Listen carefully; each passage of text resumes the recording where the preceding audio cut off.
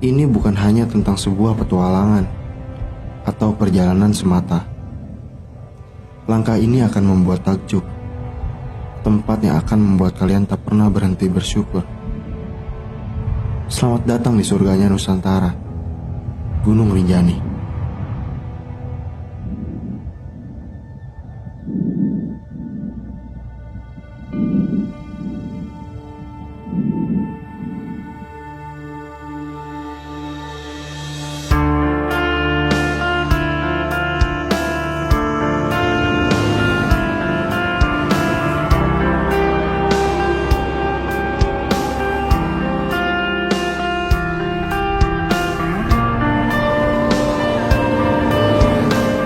Awal trip ke Rinjani dimulai dengan tim 7 orang. Kita juga mendaki di saat musim hujan, dan Gunung Rinjani ini terkenal dengan medan trek yang lumayan panjang dan terjal.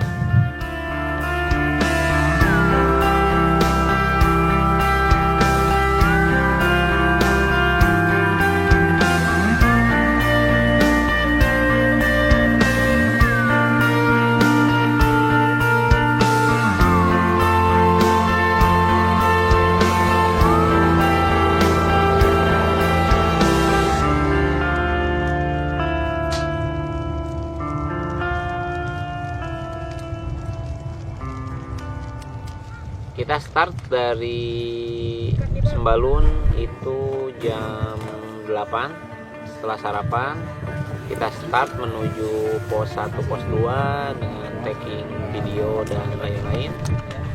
Lalu dari pos 2, karena kita tahu kondisinya curah hujan lagi tinggi di musim, memang ini musim hujan, kita mengejar waktu dengan strategi, yaitu menggunakan sepeda motor dari pos 1 sampai dengan pos 2.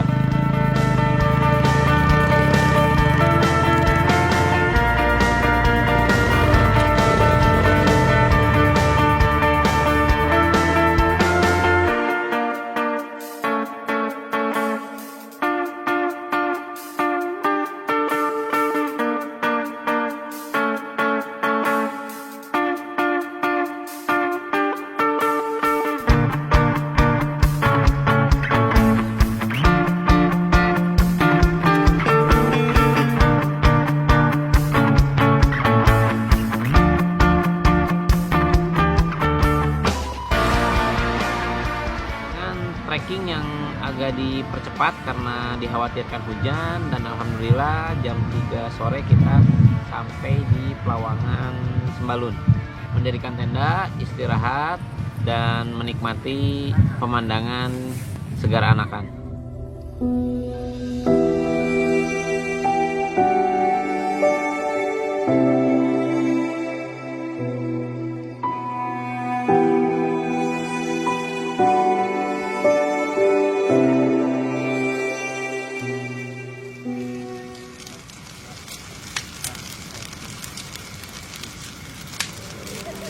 Malam hari istirahat dan kita persiapan sedikit sarapan, mempersiapkan summit.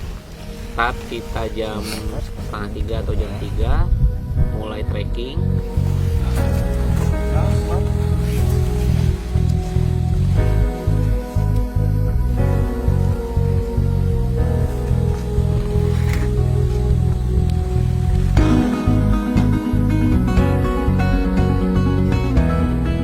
Sayap melintang di atas awan, siap mengabadikan setiap keindahan di atas cakrawala. Mata memejam melesat tajam, menerkam setiap pergerakan kemanusiaan. Resapi dengan hati, ucapkan pada mata. Pas saat di pertengahan jalan, memang cuaca sangat berkabut, tetapi pas saat ada sedikit 30-40 menit, itu ada cuaca yang bagus. Itu di sekitar ketinggian 2600, itu sangat indah. Saya sama Kang Ujeng melihat segara anak, dan saya pikir di puncak akan lebih indah lagi, mungkin seperti itu.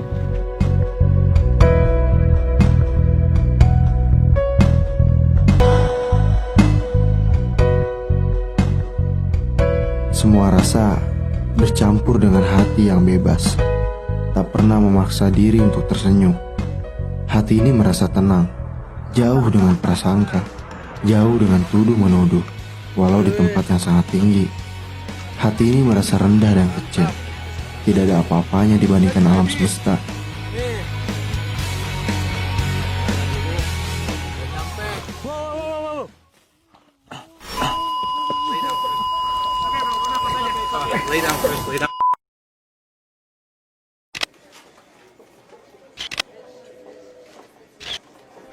Christian itu di awal start itu tidak mengikuti pendakian ke puncak karena memang kondisinya saat turun dari puncak Rinci itu lutut Christian bermasalah, dan saat diperiksa di rumah sakit ternyata ada sedikit retakan sehingga tidak memaksakan diri untuk summit. Jadi Bang Christian itu stay di tenda.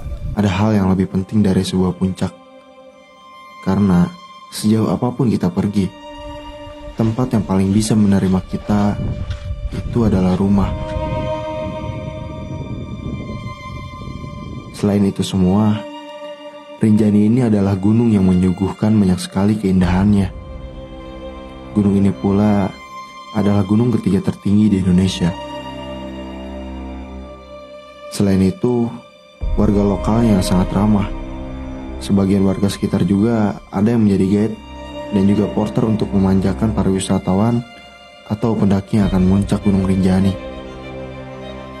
Kita di Dusun Sembalun ini kira rata-rata itu jadi porter lah.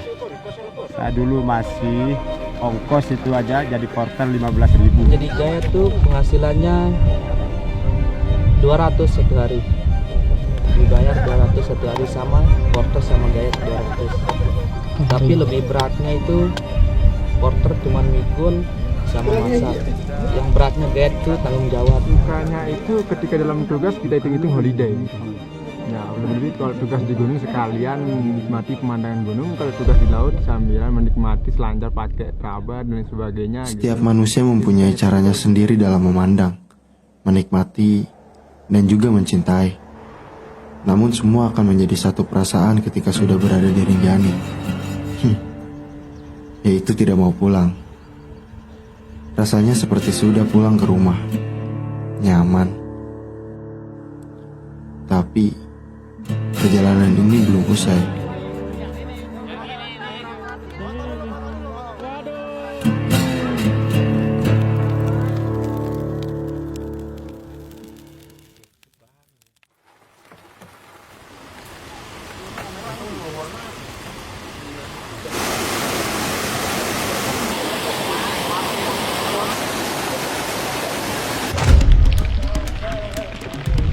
Di perjalanan pulang, kita disapa oleh hujan deras yang mulai membasahi Gunung Rinjani pada saat itu. Di samping itu, kita yang harus melewati medan yang cukup berat. Karena jalur yang dilewati pada saat itu, beberapa ada yang sudah digenangi air yang sangat deras. Mungkin buangan dari kawah Gunung Rinjani.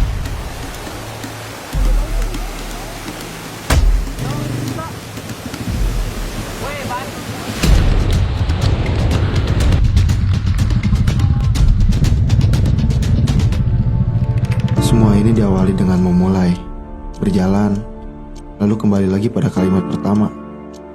Tak ada akhir dalam sebuah perjalanan. Yang ada adalah sampai pada tujuan, hingga kita merencanakan tujuan lainnya. Jadi setiap saya selesai mengantar, saya minta dikritik aja. Dikritik yang membangun agar lebih baik.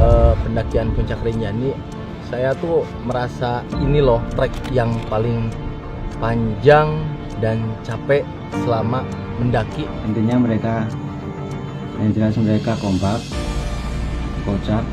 Kalau orang Jawa bilang ya kadang nyeleneh juga.